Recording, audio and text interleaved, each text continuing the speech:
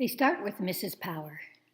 Come to think of it, I did see a lot of activity by those 6 lockers, she said. I saw a boy putting something in the locker that had a number where the sum of the squares of its prime factors equals the sum of the squares of its digits. Delightful. She explains to Bella, you know the factors of 12, right? They are 1, 2, 3, 4, 6, and 12, of course. But the prime factors are only 2 and 3. Remember, 1 isn't prime. Okay, so now if we go through the locker numbers and look for the primes, we can make a little list here. Locker 149, that happens to be prime. So its only prime factor is 149. Then 150. 150 is 15 times 10. So that's 2 and 3 and 5. 5 2 times, one with the 15 and one with the 10, but that's only 3 different prime numbers that are its prime factors, 2, 3, and 5. 151, that also is prime. So 151 is its only prime factor. Again, 1 is not prime. Then you have 249. 249 is 3 and 83. 250, that's 25 times 10. So that would be a 2 and a 5 because there, again, even though you have more than one 5, the prime factors are just 2 and 5. And then 251, well, that's prime also. So its only prime factor is 251. So we can right away eliminate 149, 151, 251. The squares of those numbers are way too big to be equal to the squares of the digits. We can also eliminate 249 because same thing. 83 squared is way bigger than the squares of the digits added together. So let's focus on this one here, 150. The square of its digits is 1 squared, which is 1, and then 5 squared, which is 25. So that gives us 26. And then if we compare that to the square of the prime factors, we have 4 plus 9 plus 25. So that's definitely going to be bigger than 1 plus 25. So now let's go to this one, which also has some small prime factors. So we see the square of the digits would be 4 plus 25, and the square of the prime factors is also 4 plus 25. So we know that this has to be the one that is 200, the locker that's 250 is the one that she's referring to.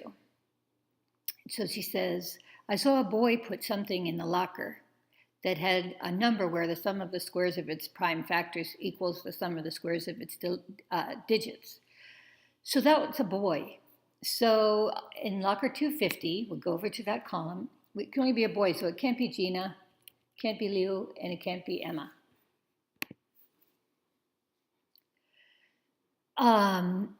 Then she goes on. Then I saw a girl put something in a locker whose number was a palindromic prime.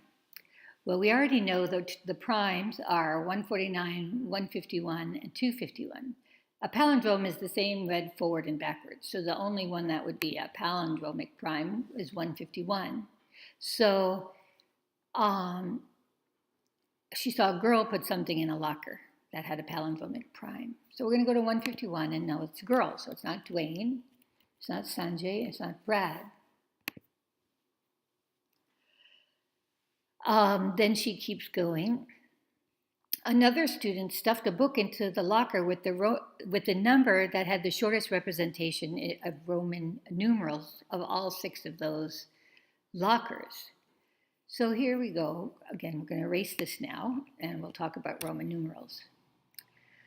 Roman numerals are where you have C is 100, X is 10, L is 50, and I is 1. So 149 is C, X, L, I, X.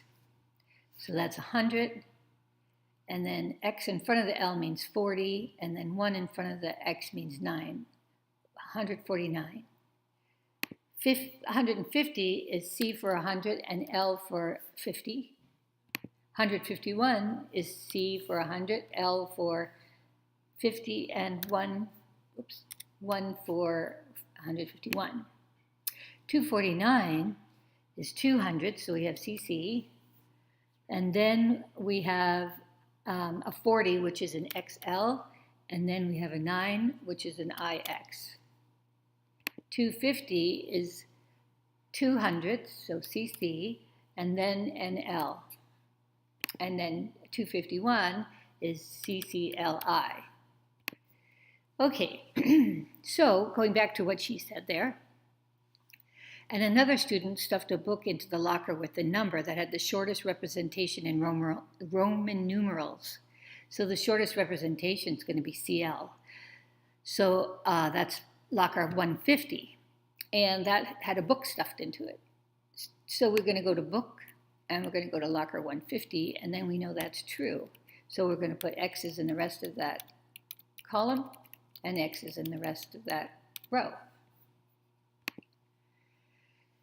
And you know what's really interesting for one of those stacks of lockers in your sketch? She asked Rachel, when you add the numbers of the two lockers in the stack, you get a total that just happens to be the sum of the powers of 7 from 0 to 3. Okay, so let's see what that means.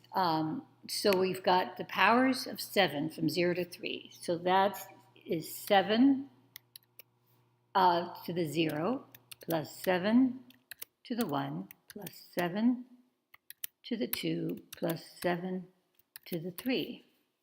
So if we do that, any number to the 0 is 1, and then 7 to the 1 is 7, and then 7 to the 2 is 49, and 7 to the 3 is 343.